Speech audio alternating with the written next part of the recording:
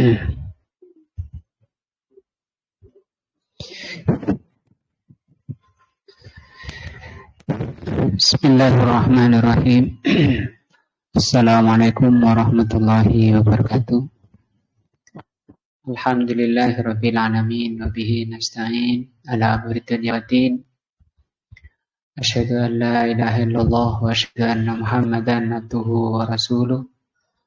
Allahumma shalli ala Muhammadin wa ala alihi wa sahbihi ajmain. Wa ba'du. Alhamdulillah Allah takdirkan kita bisa melanjutkan kembali majelis ilmu dan kita masih berada di bulan Syawal yang berarti peningkatan. Para ulama sepakat menjelaskan tentang tanda orang yang puasanya diterima atau ibadahnya di bulan puasa diterima oleh Allah. Di antara tandanya adalah semakin meningkatnya ketika masuk di bulan Syawal, karena bulan Syawal sendiri maknanya peningkatan. Yang biasa baca Al-Quran itu semangatnya tidak berkurang, malah bertambah. Artinya kebaikan-kebaikan, ketaatan-ketaatan yang dijalani di bulan Ramadan ketika masuk bulan Syawal itu masih tambah semangat. Demikian juga kita masih berada di bulan Syawal. Alhamdulillah Allah takdirkan kita bisa melaksanakan majelis ilmu, majelis yang terbaik yang ada di muka bumi. Karena dari majelis ilmu ini Allah SWT menerangi hati-hati yang gelap, memberi hidayah hati-hati yang tersesat. Nah, karena majelis ilmu merupakan abwabus salamah, pintu-pintu keselamatan, wa abwabus sa'adah, pintu-pintu kebahagiaan. Sebagaimana disabdakan oleh Rasulullah SAW, man yuridillahu bihi khairan yufaqihu fiddin. Barang siapa yang Allah takdirkan kebaikan menjadi penghuni surga, maka Allah SWT akan mengaruniakan, memberi taufik pada orang tersebut untuk memahami agama. Karena kita berjalan menuju Allah itu harus melalui agama. Juga jalan yang lurus atau as-siratal mustaqim itu adalah syariat Allah yang difahami dan diamalkan. Baru manusia itu selamat dari jalannya orang yang dilaknat dan jalannya orang yang disesatkan. Kata Imam Ibnu Hajar rahimahullah ketika menjelaskan hadis tadi, kata beliau, barang siapa yang enggan hadir di majelis ilmu, maka itu hurrima lahu al-khairu, dia terhalang dari kebaikan. Menunjukkan bahwa pintu-pintu kebaikan itu di majelis ilmu. Juga kata Al-Imam As-Sa'di rahimahullah di dalam kitab Tuhfatu Qulubil Abrar, beliau terangkan bahwa hadis ini menerangkan sifat dan tanda orang yang dikehendaki baik, yaitu oleh Allah dimudahkan untuk hadir di majelis ilmu. Nah, maka kehadiran kita di majelis ilmu itu bentuk taufik dari Allah Azza wa Jalla. Dan setiap kita sangat butuh dan mutlak butuh kepada taufik. Taufik itu maknanya pencocokan dari Allah kepada apa yang Allah ridhoi dan Allah cintai. Diterangkan oleh Imam Ibnul Qayyim di dalam kitab Madarijus Salikin, ketika orang itu keluar dari taufik, artinya tidak mendapat taufik dari Allah, dia di luar jalan-jalan yang diridhoi. Di luar jalan-jalan yang dicintai oleh Allah. Berarti jalan apa berarti? Jalan-jalan yang tidak diridhoi. Nah, tidak berisi kebaikan-kebaikan ketika orang itu tidak mendapatkan taufik dari Allah Azza wa Jalla. Artinya kata beliau, setiap kita membutuhkan taufik dari Allah Azza wa Jalla. Nah, taufik Allah itu akan diberikan kepada hamba-hambanya yang memang berhak, memang pantas untuk mendapatkan taufik, berupa keikhlasan, berupa kejujuran hati di dalam beragama. Majelis ilmu, majelis yang kata Rasulullah SAW menyebabkan orang itu dimudahkan oleh Allah jalan ke surga. Kalau majelis-majelis lain tidak ada dalil. Majelis ilmu yang disebut oleh Rasulullah majelis zikir, kata Rasulullah, man salaka tariqan yaltamisu fihi ilman sahhalallahu bihi tariqan ilal jannati.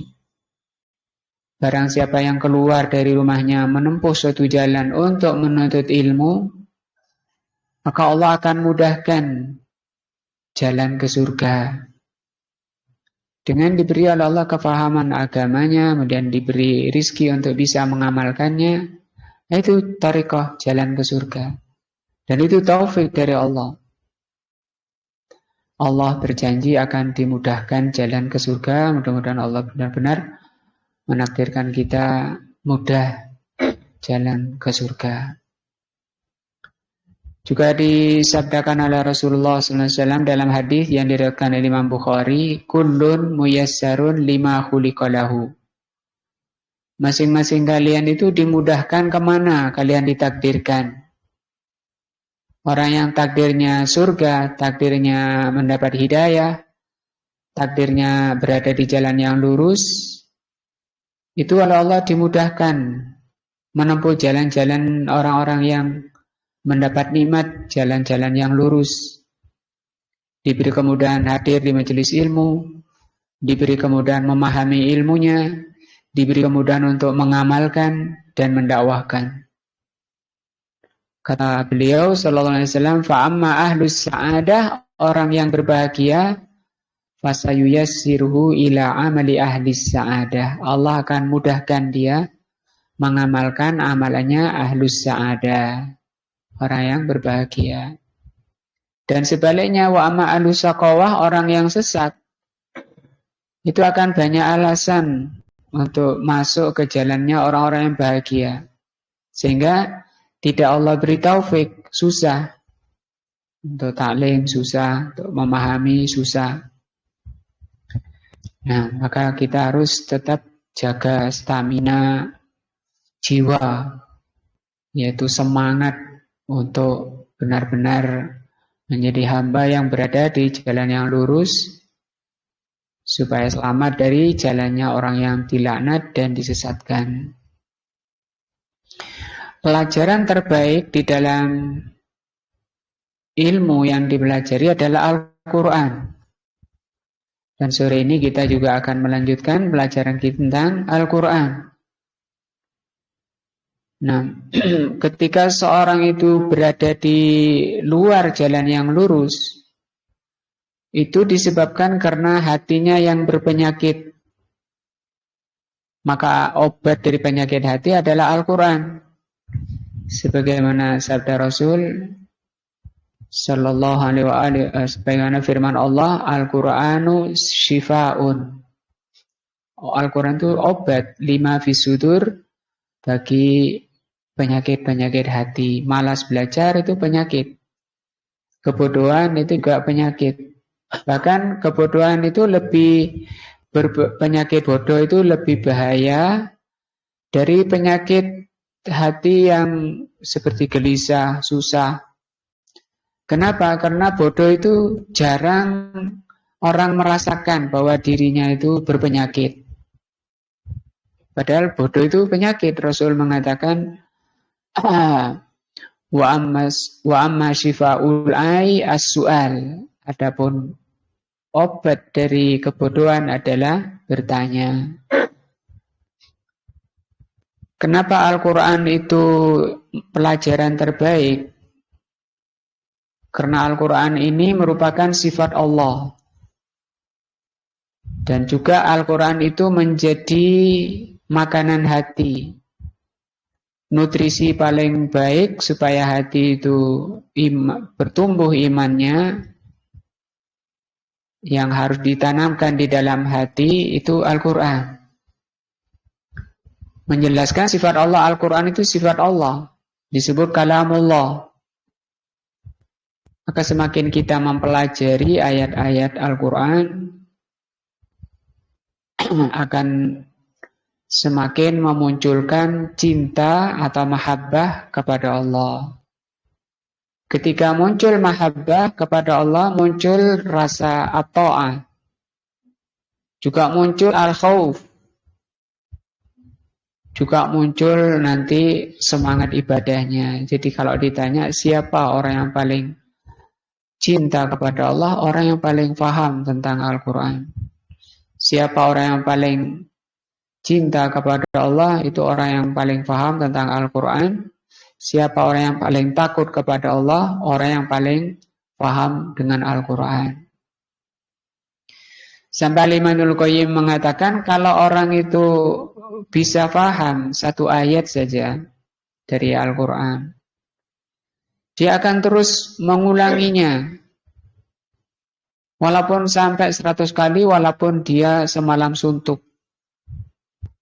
Itu lebih baik, jauh lebih baik mempelajari tafsir ayat, walaupun satu ayat, daripada memperbanyak baca. Kalau bisa, jalan dua-dua.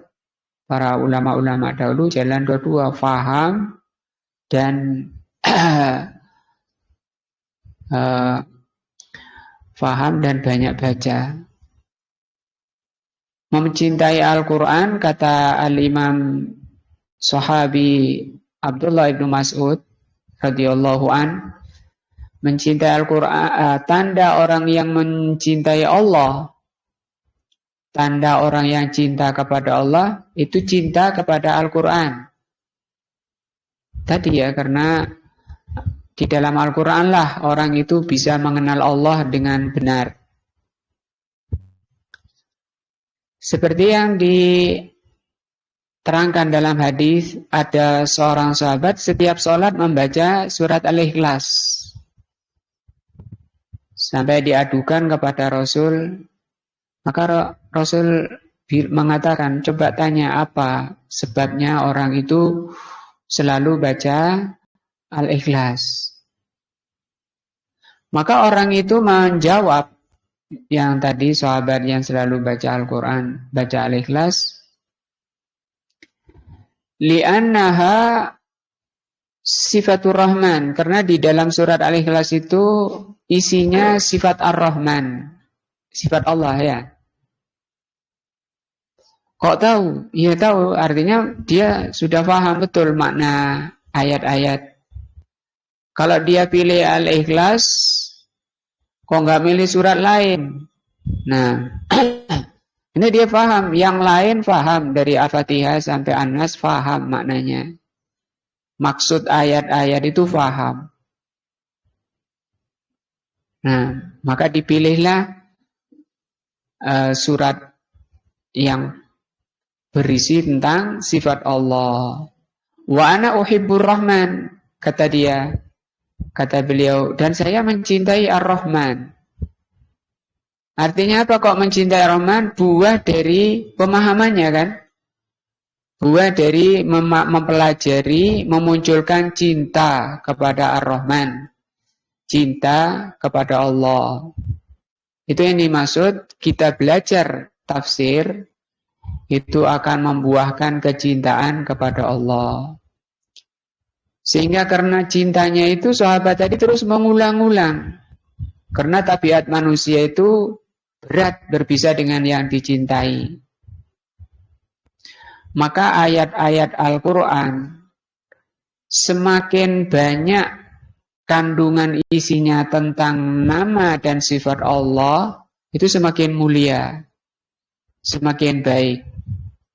Di antaranya sahabat Ubay bin Ka'ab pernah ditanya, "Ya Ubay, ayul ayati a'zam fil Qur'an?" Ayat mana yang paling agung di dalam Al-Quran? Ubay mengatakan, Allah wa rasuluhu a'lam. Ya Ubay, diulang sampai 3 kali. Ayul ayati a'zam fil Qur'an. Surah ayat apa yang paling agung, paling besar di dalam Al-Quran? Maka Ubay menjawab, Allahu la ilaha illa huwal hayyul qayyum. Maka itu dipuji oleh Rasulullah sambil ditepuk dadanya. Semoga Allah SWT memberikan ilmu yang luas kepadamu ya Ubay. Artinya itu rekomendasi bahwa apa yang disampaikan oleh Ubay itu benar memang. Bahwa ayat terbesar, teragung di dalam Al-Quran itu ayat kursi. Kenapa dikatakan a'zam, paling besar? Karena Al-Quran, ayat kursi itu tadi, isinya banyak mengandung, menjelaskan tentang sifat Allah. Lebih dari 20 sifat Allah itu, satu ayat itu. Nah, kembali bahwa semakin ayat itu menerangkan tentang sifat-sifat Allah, semakin agung. Nah, dan Ubay mengatakan, menjawab Allahu la ilaha illa huwal hayyul qayyum, menunjukkan ilmunya Ubay itu sudah paham makna, maksud ayat dari An-Nas sampai, dari Al-Fatihah sampai An-Nas. Sehingga dia langsung tunjuk yang terbaik ya ini. Nah, dia ditanya bukan, oh katanya ini surah ayat kursi. Enggak. Beliau langsung menjawab dari ilmunya yang dimiliki oleh Ubay.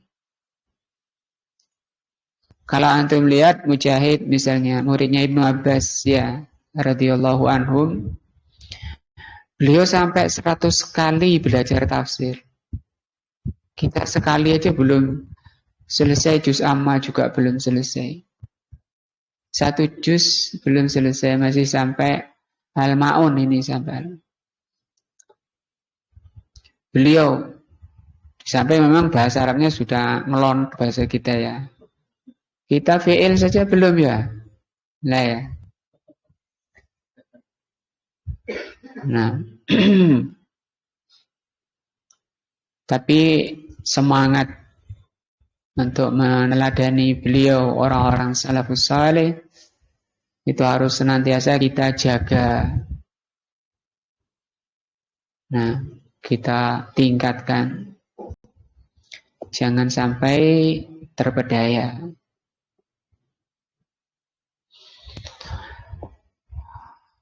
Maka dari itu kita akan lanjutkan pelajaran tafsir. Dan kita sudah sampai di surat Al-Ma'un. Kita ulang dari ayat yang keempat. Di surat Al-Ma'un ini menjelaskan tentang orang yang mendustakan agama. Ara'aital ladzi yukadzibu biddin. Kalau tadi tabi'in saja diulang sampai 100 kali ya. Nah, kita ulang ini baru 2 kali. Supaya lebih menghujam lagi di dalam hati. Lebih mantap dan lebih yakin keimanan kita. Karena walaupun sering kalau enggak masuk di hatinya ya enggak ada pengaruhnya. Nah,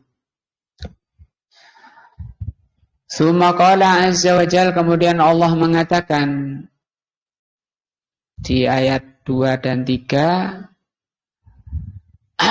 Allah terangkan tentang orang yang alladzina yad'ul yatim, orang yang menghati anak yatim, ya. Dan tidak memberi makan orang miskin, wala yahuddu ala ta'amil miskin. Itu ayat 3. Ayat 4-nya, fawailun lil musallin. Wailun hadhihi kalimatu wa'idin. Wailun ini kata beliau kalimat wa'id. Wa'id itu ancaman. Kalau nggak ada ayatnya itu janji. Wa'din bacanya atau wa'dun. Tapi di sini wa'idin itu bermakna ancaman. Mana yang disebut kalimat ancaman? Wail. Wahia tatakarraru fil Qur'ani katsiran. Kalimat wail ini oleh Allah diulang-ulang di dalam Al-Qur'an dengan pengulangan yang banyak. Kenapa banyak? Karena manusia itu memang harus selalu diingatkan tentang bahayanya kelalaian. Pentingnya kesadaran. Pentingnya kita ini selalu waspada terhadap dirinya sendiri.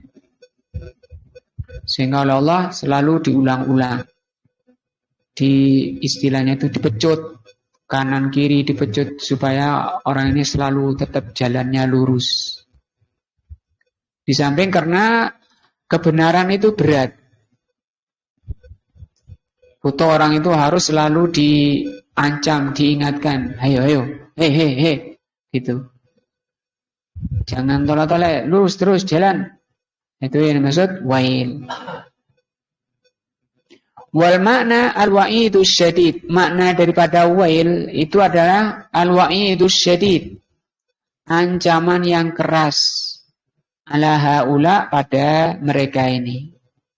Mereka siapa? Orang yang sholat.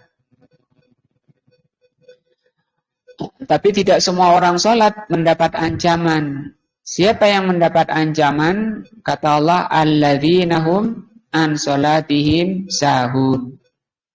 Yaitu orang-orang yang sholat mereka itu sahun.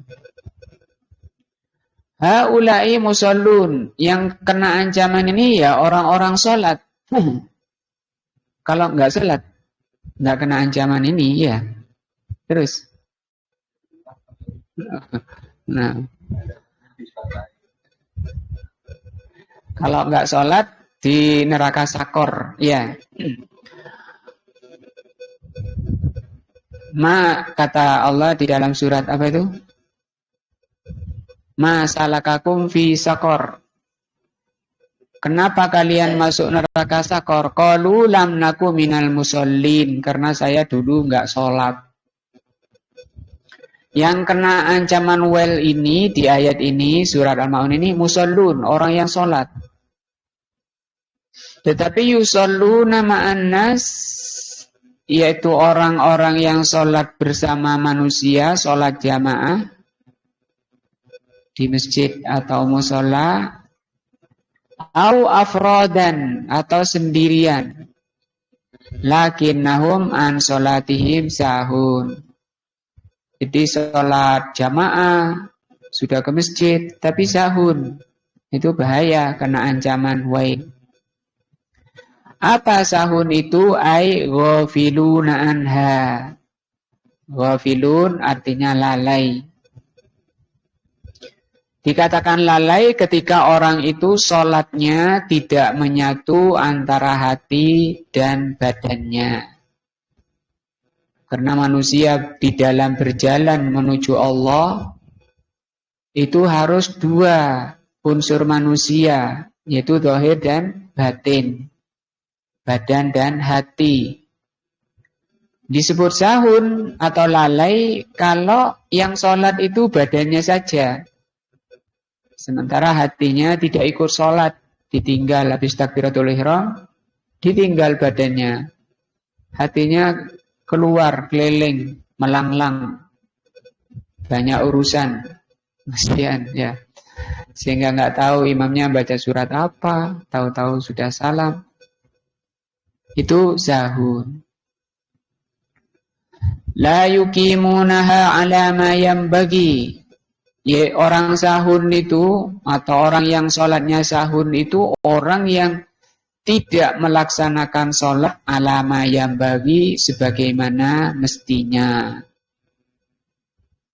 Nah, mestinya bagaimana? Tadi sholat itu harus khusyuk.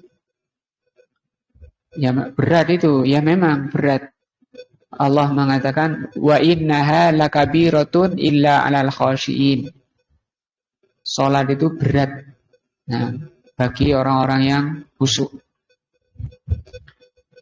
Karena hati itu sifatnya hati itu selalu berubah. Hati itu selalu terpengaruh. Nah, belum lagi syaitan yang datang menggoda. Yudzakiru hadza. Diingatkan ini, diingatkan itu. Itu satu. Yuakhirunaha anil waqtil fadil. Yang kedua, makna sahun itu adalah menunda-nunda. Dari waktu yang fadil, waktu yang lebih utama. Ditunda-tunda. Ini juga nunda-nunda itu karena orang itu berat atau berat meninggalkan yang dia cintai. Cinta bantalnya atau kelindian selimutnya, ya. Tidak mampu mengusir, membuang selimutnya walaupun tipis selimutnya, ya. Sampai ditunda-tunda, waduh, mau qomat baru dia bangun wudu dengan cepat langsung lari-lari ke masjid. Nunda-nunda. Atau kelewatan sholat jamaah nanti akhir-akhir waktu baru dia sholat. Ini termasuk makna apa? Sahun. Yang terkena ancaman keras. La yuqimuna ruku'aha, dia tidak menunaikan rukuknya dengan benar. Tidak tumak ninah. Rukuknya seperti ayam yang matok jagung. Nah, tidak ada tumak ninahnya. Dan itu sholatnya tidak sah karena tumak ninah itu rukun sholat. Sebagaimana dalam hadis sahih yang judul hadisnya itu hadis musi'u fis sholah. Hadis musi' itu orang yang jelek sholatnya.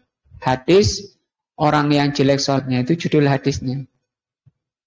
Nah itu tadi, sholat tidak tumak ninah. Tapi tidak dibiarkan oleh Rasulullah. Selesai salam dipanggil, sholli innaka lam tusolli. Sholatlah, engkau belum sholat. Balik lagi sampai 3 kali. Masih dikatakan oleh Rasul, kamu belum sholat. Dikatakan belum menunjukkan bahwa sholatnya tadi tidak sah. Di tafsir hadisnya, di syarah hadisnya menunjukkan itu tidak sah. Kalau sah ngapain suruh kembali, ya? Ya. Kemudian orang tadi minta bimbingan, ya Rasulullah, aku sholat bisanya ya ini aja. Terus yang benar gimana? Harus diajari mulai dari awal. Dari takbiratul ihram diajari, setelah takbiratul ihram bagaimana tumak ninahnya, terus wala sujudaha, demikian juga sujudnya tidak benar. Wala qiyamuha, berdirinya. Wala qu'uduha, demikian juga duduknya. Seringnya cepat, ya. Yang jadi problem orang sholat masuk ke makna sahun itu cepat sholatnya. Tidak ada tumak ninah. Kenapa cepat? Karena ada tarikan yang besar dari luar sholat. tadi kerjaannya belum selesai, atau tadi main game belum selesai, dan seterusnya. Banyak tarikan-tarikan di luar sholat. La yaqra'una ma yajibu fiha min qira'atin. Dia tidak membaca apa yang wajib dibaca.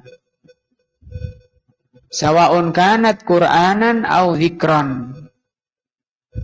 Bacaannya juga tidak benar, keburu-buru, zikirnya juga zikir-zikir dalam sholat. Idza dakhala fi sholatihi huwa ghafilun. Dia sholat, memang sholat. Nah, secara zahir sholat badannya huwa ghafilun, tapi hatinya ghafil. Hatinya lalai. Dan yang perlu kita ketahui bahwa yang dilihat oleh Allah itu hatinya. Innallaha la yanzuru ila ajsamikum. Allah tidak melihat jasad-jasad kalian. Ya, jasad kalian sholat. Walakin yanzuru ila qulubikum, yang dilihat oleh Allah hati kalian. Nah, diterangkan dalam hadis bahwa ketika orang itu sholat, Allah menghadapkan wajahnya pada orang yang sholat. Nah, kecuali sampai orang itu menoleh. Nah, di tafsir hadisnya atau di syarah hadisnya, menoleh itu dua. Bisa menoleh kepalanya, bisa menoleh hatinya. Kalau yang menoleh kepalanya jarang kita lihat. Orang itu lebih mudah untuk menahan anggota badannya daripada menahan apa? Hatinya. Makanya sampai diajarkan doa, ya muqallibal qulub tsabbit qalbi. Ya Allah yang membolak-balikkan hati, tetapkan. Tetap jangan sampai hatinya bolak-balik. Tidak diajarkan oleh Rasul yang memutar-mutar, nolah-nolehkan kepala kan ya. Nah itu gampang. Nah, qalbuhu yatajawwalu yaminan wa shimalan. Badannya sholat, tapi hatinya yatajawwalu yaminan wa shimalan. Hatinya noleh kanan dan noleh kiri. Banyak urusan di sana dan di sini. Nah, wa huwa sahin an sholatihi, maka dia ini orang yang sahin, orang yang lalai dari sholatnya. Hada madmumun. Nah, ini tercela, sebagaimana ayat ini berisi celaan dan ayat ini berisi nasihat pada hati-hati kita agar hati kita selalu diperbaiki. Dihadirkan ketika sholat. Nah, alladzi yashu anis sholati, yaitu yang selalu lalai ketika sholat, wa yaghfilu anha, wa yatahawanu, dan meremehkan sholat, melalaikan sholat. Sudah adzan dia masih main-main. Nah, sibuk sama banyak kesibukan, pekerjaan-pekerjaan. La syakka annahu madmumun, tidak diragukan bahwa ini tercela. Kalau dilihat di kitab-kitab orang salaf, di antaranya yang ditulis di kitab salaf itu Najjar. Najjar itu tukang. Tapi bagus orang-orang tukang-tukang dahulu ya. Ketika mereka sedang memalu, sedang nutuk paku, pakunya sudah separuh, kemudian dengar panggilan adzan, Allahu Akbar, itu langsung ditaruh. Palunya itu ditaruh. Tidak jadi melanjutkan yang tadi masih separuh. Dan sekarang bukan diteruskan, malah ngambil paku lagi ya.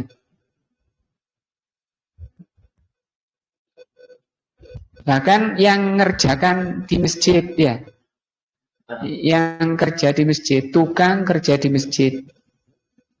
Ada sholat jamaah, adzan, tukangnya terus nodok itu. Nah, tidak merasa itu bukan untuk saya, manggil bukan untuk saya.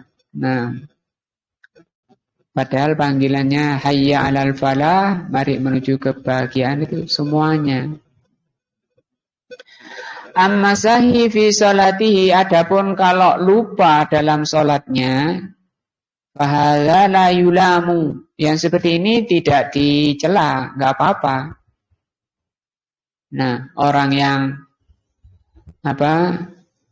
lupa. Wal farqu bainahuma, perbedaan antara lalai dan lupa, an-nasahi fi sholati maknahu annahu nasiya syai'an. Lupa dalam sholatnya. Misalnya nasiya adada rakaat, lupa jumlah rakaatnya berapa. Nasiya syai'an minal wajibat, lupa tadi sudah ruku' belum misalnya. Wa ma asbah dzalika, dan semisalnya ini la yulamu, tidak dicela.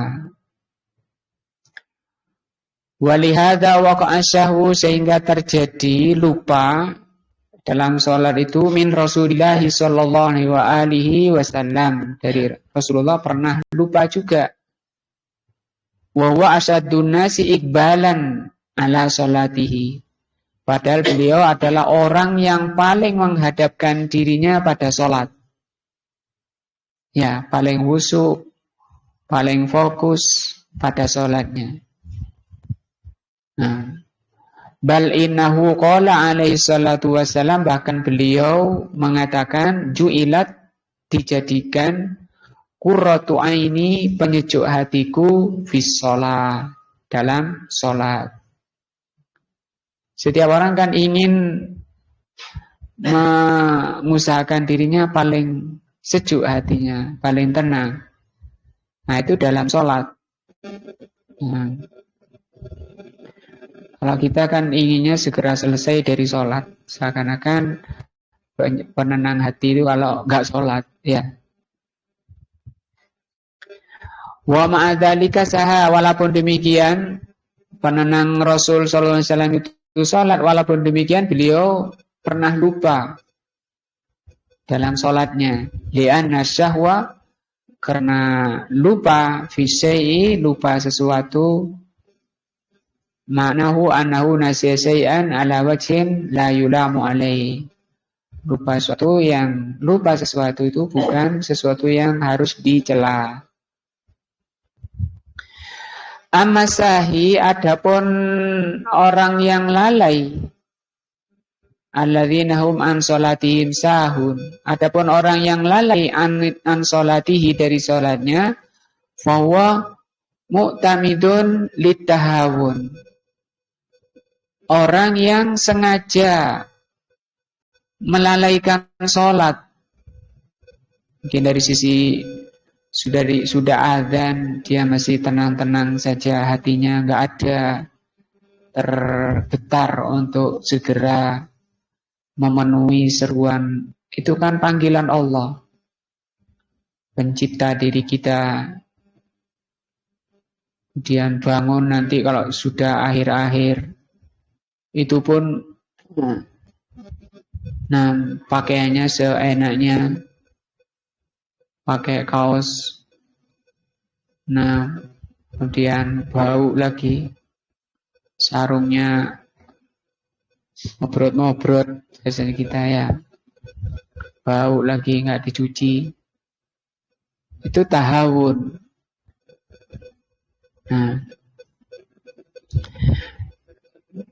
Ke masjid tidak pakai kopiah, memangnya batal apa? Ya, walaupun tidak batal, itu sholatnya, adabnya kurang dalam sholat. Karena Allah berfirman, Khudzu zinatakum inda kulli masjidin. Ambillah perhiasan kalian. Mana perhiasannya? Perhiasan itu kan yang lebih dari sekedar menutup aurat tadi. Menutup aurat wajib. Kalau sudah menutup aurat, sholat sah sholatnya. Tapi Allah kan tidak mengatakan seperti itu. Allah tidak mengatakan tutuplah aurat kalian ketika masuk masjid. Tidak. Allah mengatakan apa? Khudzu zinatakum. Ambillah perhiasan kalian.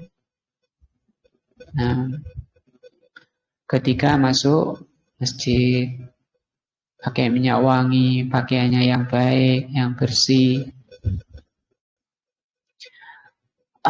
dengan hati, hadir dengan hatinya, khusyuk, sadar hatinya ketika dipanggil oleh Allah. Saya berdiri memenuhi panggilan Allah, menjalankan perintah Allah. Itu harus menyertai gerakannya. Itu harus menjadi gerakannya, menjadi jiwa. Itu namanya beribadah dengan jiwa dan raganya. Kalau dia bangkit kemudian berwudu, kemudian dia ambil pakaian, kemudian dia berjalan ke masjid, karena sekedar kebiasaannya, itu namanya adat. Bahasa Indonesianya adat, bahasa Arabnya juga adat.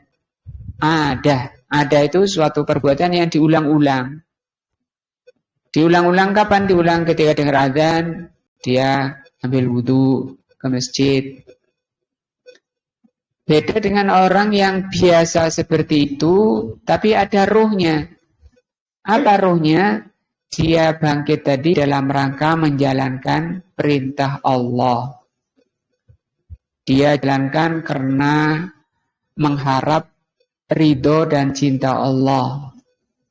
Dia bangkit dan berjalan menuju masjid karena takut siksa Allah. Itu harus menjadi ruhnya, menjadi sifat daripada ibadahnya. Takut kepada Allah kalau nanti dimasukkan ke dalam neraka Allah. Wa minasahwi, yang termasuk kelalaian yang dicela dalam ayat ini, wa minasahwi anis salati ulaikal qaumul ladzina yada'una lis-salati ma'al jamaah. Orang-orang yang meninggalkan sholat berjamaah. Nah, di masjid itu ada dua, ada masjid untuk jamaah, ada masjid untuk jamaah dan jum'ah. Fa innahum la syakka an salatihim sahun, maka ini tidak diragukan mereka ini termasuk ke dalam ayat ini. Nah, dia nggak ada kerjaan apa-apa, walaupun ada kerjaan itu wajib ditinggalkan.